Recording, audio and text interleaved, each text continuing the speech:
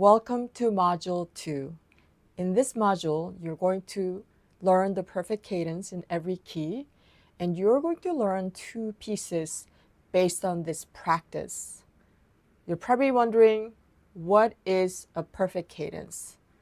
Good question. I'm here to explain it to you. There's going to be a heavy theory in the beginning of this module, and I would like you to go through the lessons, but I'm going to let you know that you're probably not gonna understand everything.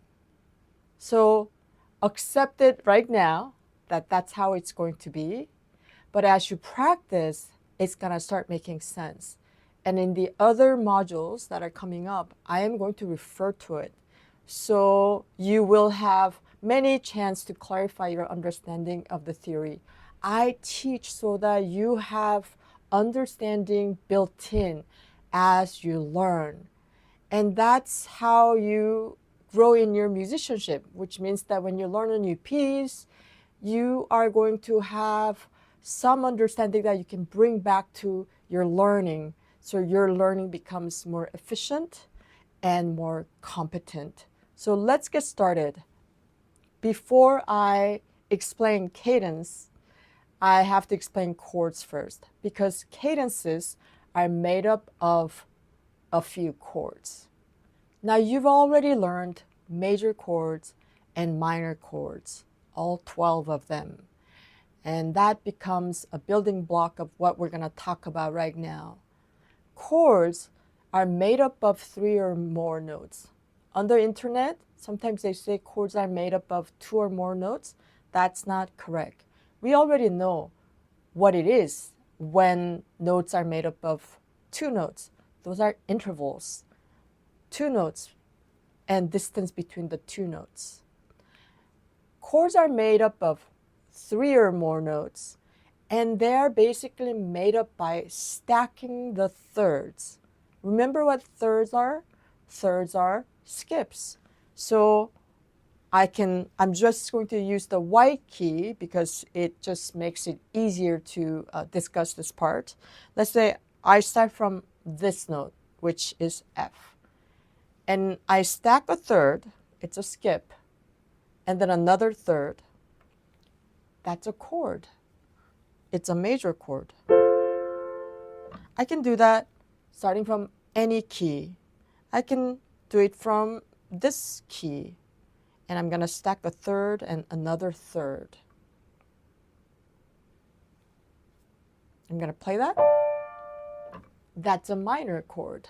So as you can see in your PDF handout, if you look at the notation of it, you can see how chords are made, written by stacking the thirds. So theoretically, you can keep stacking the thirds like this. I can have 4-note chord.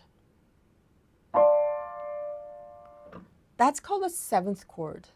You might have heard this term 7th chords. There are different kinds of 7th chords, just like there are different kinds of triads, which are chords made with 3 notes, like major triad or minor triad. But we don't always say triad, because when we say chord, it's implied that it's a triad. But when we have 4 notes, those are 7th chords. There are dominant 7th chords, or major 7th chords, or minor 7th chords. We're going to get to it towards the end of this whole course, but we are going to focus on our triads first. Hi, I'm Kristina Lee, and thank you so much for watching this video. This is actually a lesson from my new course, Piano Mastery Intermediate. Students from all over the world have already told me how much they're enjoying my course because of the clarity of the teaching and how they get to apply the concepts and technique and theory into learning pieces that are satisfying and beautiful. If you consider yourself a late beginner to somewhere in the intermediate level of piano playing, and you like to go deeper in your studies and develop a comprehensive musicianship, please check out my course. Now let me go back to what you might find on the internet saying chords are 2 or more notes. It is technically wrong, but in actual implementation, we don't always play all the notes. For example, D minor chord, we learned from our Simple and Beautiful Piano course or other videos that I've talked about. We often just play the 2 notes, the 5th, or sometimes we just play 1 note, like this note or this note. But there is a chord behind what we actually play. And we are extracting from the chord what we put on the notation. We're arranging our music based on what's happening harmonically. So harmony is like made up of chord movement in a piece of music. So far, I talked about how chords are made by stacking the thirds. I talked about what triads are. Those are 3-note chords. I just briefly mentioned the 7th chords. Those are 4-note chords. And I explained that you don't have to play every note of the chords to play a chord. In fact, we almost always play a lot less than all the notes that are in the chord. The last thing I want to mention about chords is this. Let's go to C major chord because we know C major very well. I like using C major as the example because this way I feel like it just, this is easier for us to understand and apply into other keys. So this is C major chord. This is C, E, G. The letter name that gives the chord name, C, is called the root. And this note, which is skip up, is called the third. And this note, which is the 5th above from C, is called the root. Now, we also don't always play in this order. We can move our C here, and it would be like this. It would be E, E, G, C. And that's called first inversion.